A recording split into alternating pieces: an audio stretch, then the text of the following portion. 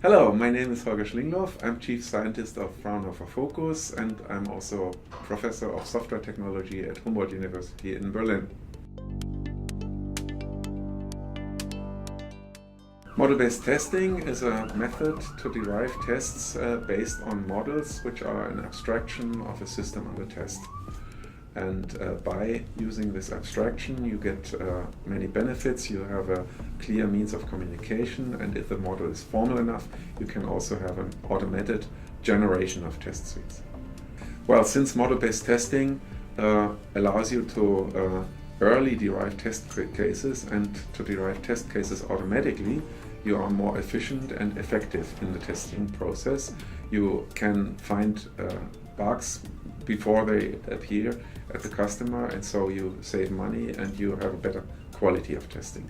If you have model-based design, the implementer models the interior of the system, so the implementation model reflects how the system works, whereas a test model reflects the outside view onto the system, so it reflects how the system is being used and how it can be tested.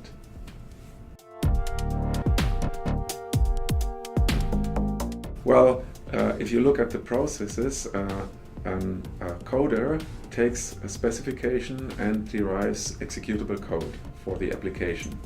A tester, if he's a requirements-based testing, he takes a specification and generates executable test cases for automated test execution.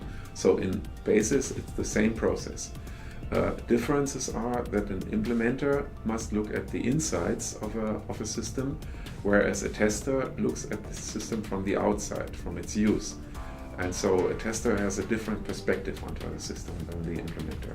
Well, it's a good idea to have a separate test department or separate testers, because if a coder tests his or her own work, she or he is likely to make the same mistakes.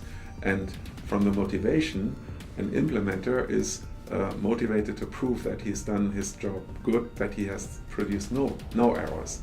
Whereas for a tester, a success is if he has found an error. So he will go looking for errors, he will try to break the system, and he has a success if he finds an error.